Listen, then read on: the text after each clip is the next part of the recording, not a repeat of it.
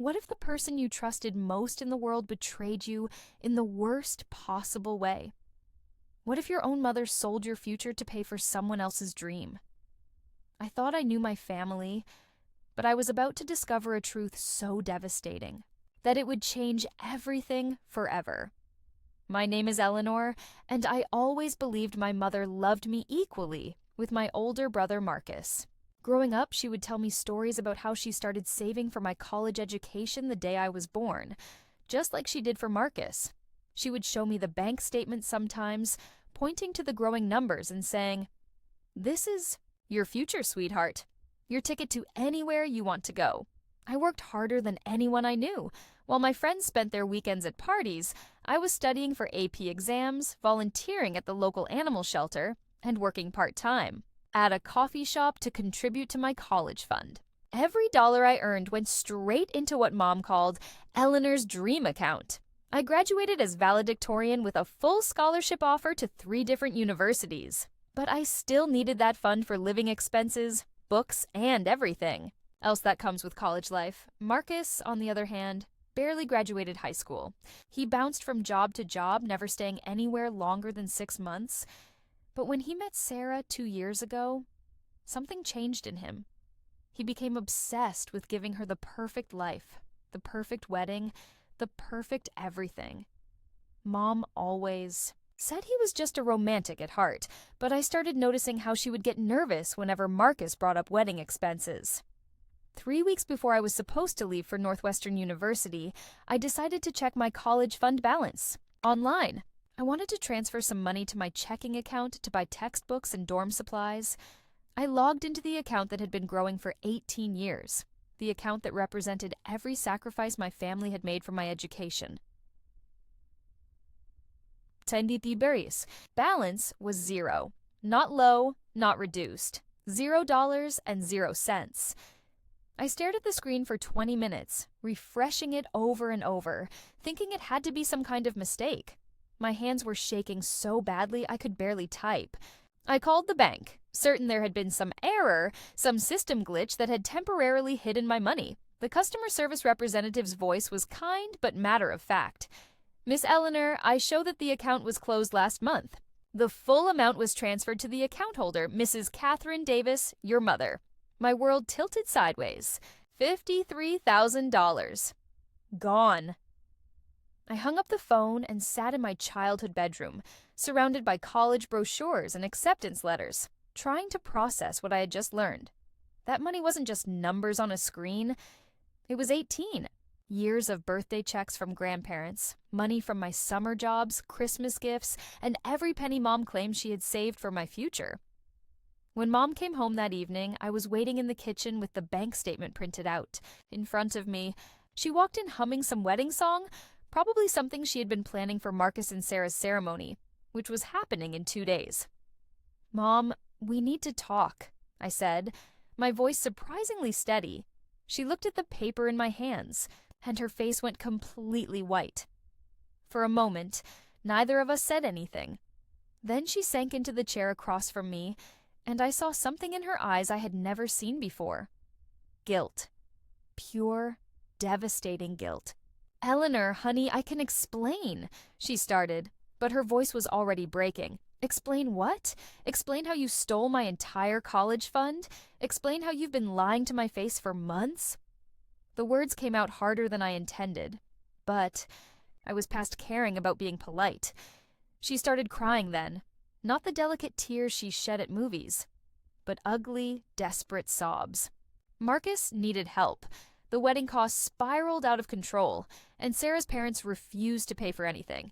He came to me begging, saying he would lose her if he couldn't give her the wedding she dreamed of. "So you gave him my money?" Stood up, knocking my chair backward. "Mom, that was 18 years of savings.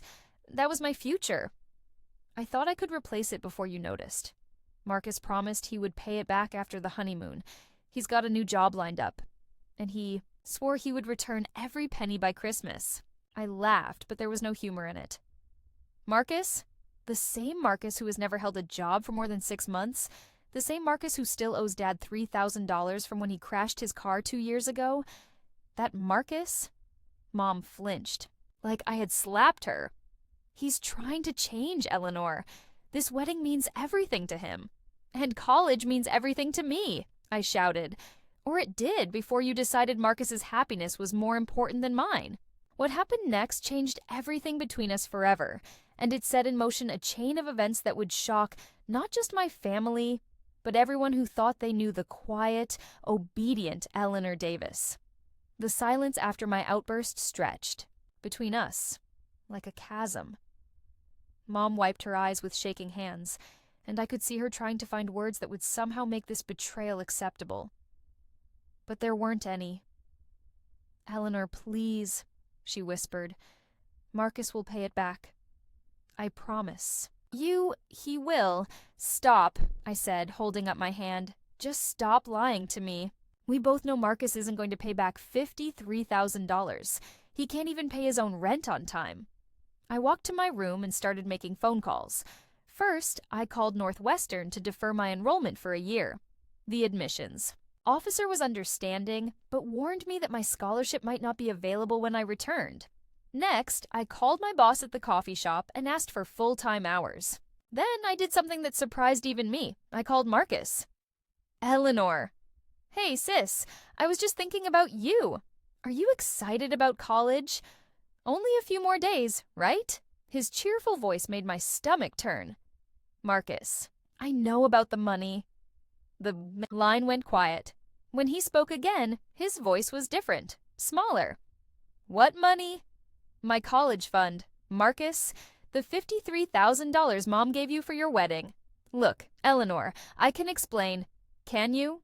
Because I'd love to hear how you justify stealing your sister's future for one day of party planning. It's not stealing. I'm going to pay it back, I swear. Sarah and we just needed help getting started. Her parents are rich, but they cut her off when she chose me over that lawyer they wanted her to marry.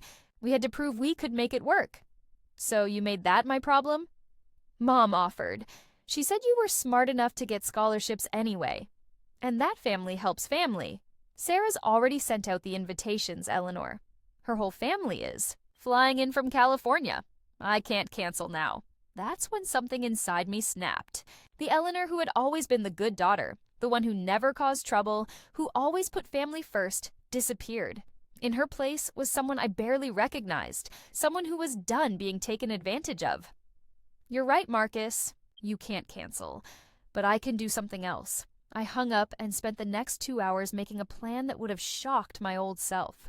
I created a GoFundMe page with the title, "College Fund Stolen for Brother's Wedding. Help me get my education back."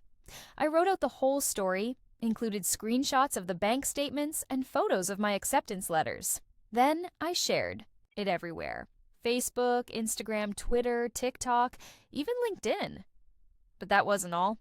I had learned something important about Sarah during family dinners.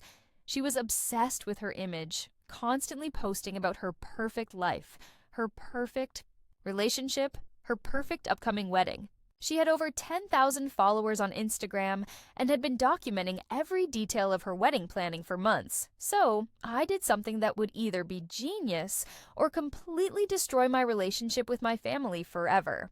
I commented on every single one of Sarah's wedding posts from the past 3 months. Not mean comments, just the truth. "Beautiful dress. I hope you're enjoying it since it was bought with my college fund. Gorgeous flowers. Too bad they cost me my education at Northwestern. Amazing venue. Glad my 18 years of savings could help you have your dream day." Within hours, Sarah's perfect wedding posts were flooded with comments from strangers. Some people were supportive of me, others were calling me petty. But everyone was talking.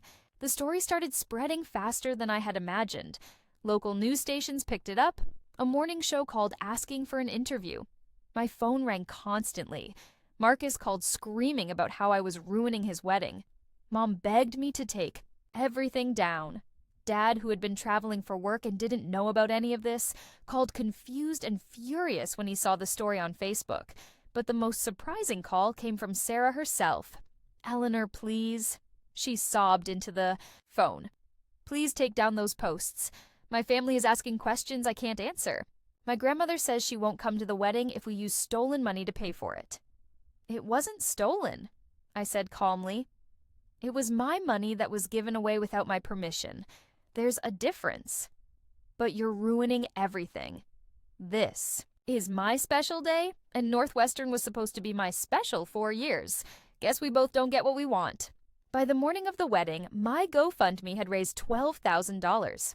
People from around the world had shared their own stories of family betrayal and educational dreams deferred. More importantly, 3 different universities had reached out offering me full scholarships after seeing my story. The wedding went ahead, but it was a shadow of what Sarah had planned. Half the guests didn't show up after the story went viral. The ones who did come spent the whole time whispering and taking photos to share on social media. Sarah smiled for pictures, but I could see in the news coverage that her eyes looked hollow. Marcus never spoke to me again after that day. Mom tried to maintain a relationship, but things were never the same between us. She had shown me exactly where I stood in her priorities, and I had shown the world exactly what I was willing to do when pushed too far. The most unexpected consequence happened 6 months later. Dad, who had been horrified when he learned what Mom had done, filed for divorce. He told me privately that my situation had opened his eyes to patterns he had been ignoring for years. You showed more backbone in 1 day than I showed in 20. Years of marriage, he said. I used the GoFundMe money and my new scholarship to attend university after all, just a year late. I studied business and communications, inspired by how quickly I had learned to advocate for myself. Today, I run a nonprofit that helps students whose college funds have been misused by family members. It happens more often than people think, as Maipis Dewizir. For Marcus and Sarah, their marriage lasted exactly 14 months. Sarah left him for someone with better financial prospects, and Marcus moved back in with Mom. He never did get that steady job he promised. Sometimes people ask me if I regret exposing my family's betrayal so publicly. The truth is, I don't. That day, I learned that being family doesn't give someone the right to steal your dreams. Sometimes the people who love you the most are the ones who can hurt you the worst. And sometimes the only way to save yourself is to stop protecting the people who won't protect you. My name is Eleanor, and I refuse to let anyone else write the story of my life, even family. The end.